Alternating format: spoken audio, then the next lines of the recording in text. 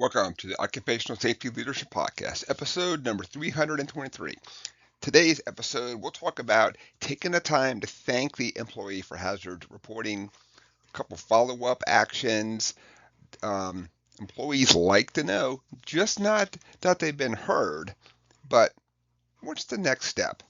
But before we get started, I'd like everybody to do that like, subscribe, all that good stuff then. So my goal is I want to make everybody a better safety professional than I am. I'm doing everything I can to provide lessons learned.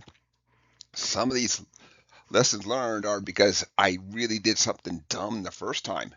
Luckily there wasn't anybody who was hurt in this thing, but I think I've come up with some pretty good strategies after 30 some years of doing safety. But the goal is, of course, I want everybody to do better than I did. I want you to profit from my pain, listen to a couple of the things. Not everything is going to apply in every scenario too.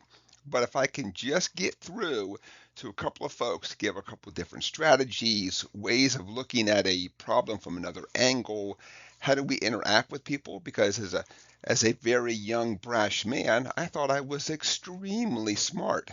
Well, what I later learned is that safety is really built on people.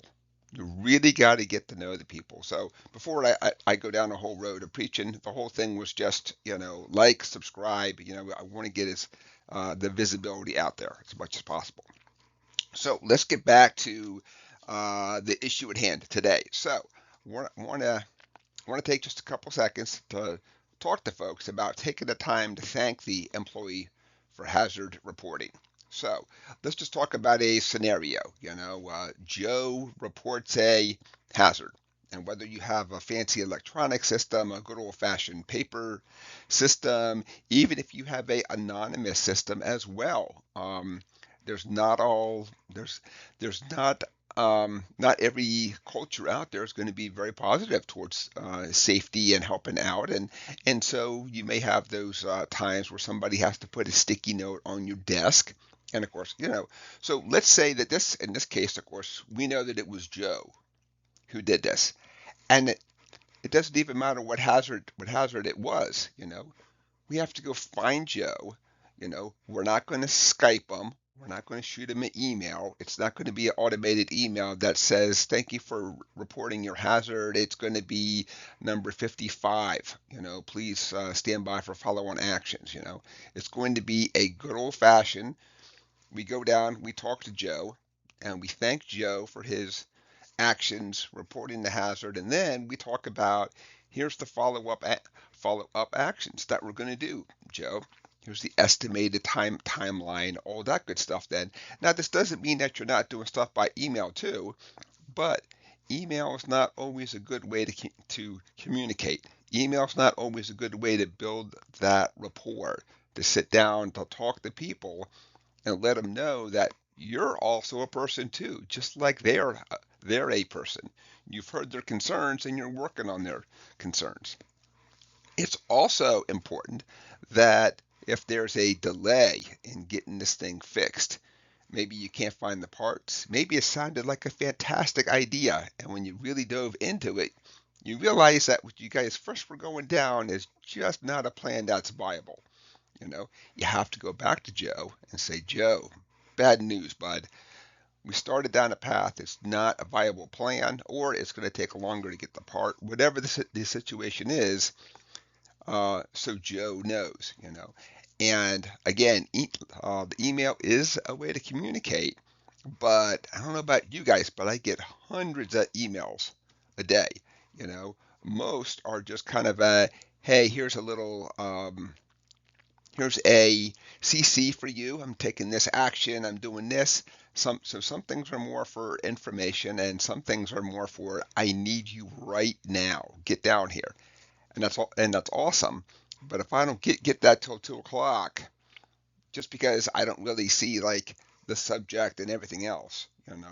So so try to do everything you can to do face to face.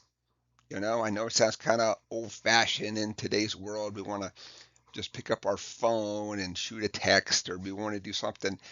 And that is a way to communicate. I understand that sometimes we're handling multiple sites, and a face-to-face may not be a realistic option, but it is when you're at that site the next time. It may not be even during the time that you're fixing this, but if you go to that site in 6 months, you need to do everything you can to go find Joe.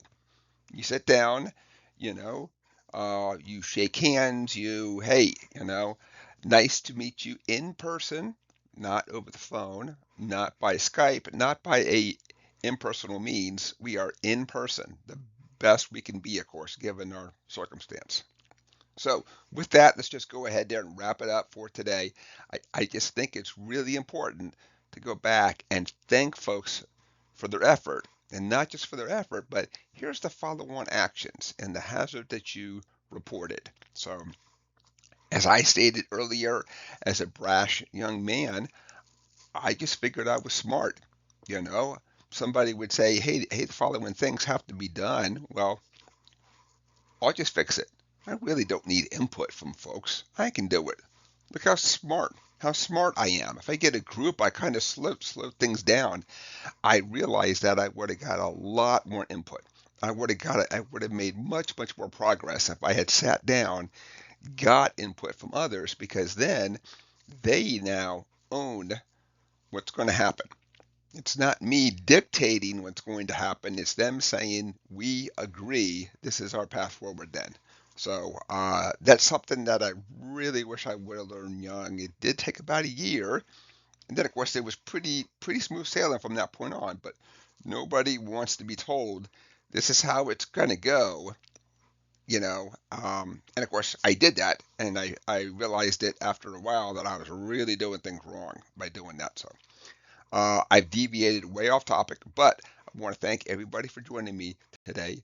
My name is Dr. David Ayers. Thank you, and have a safe day.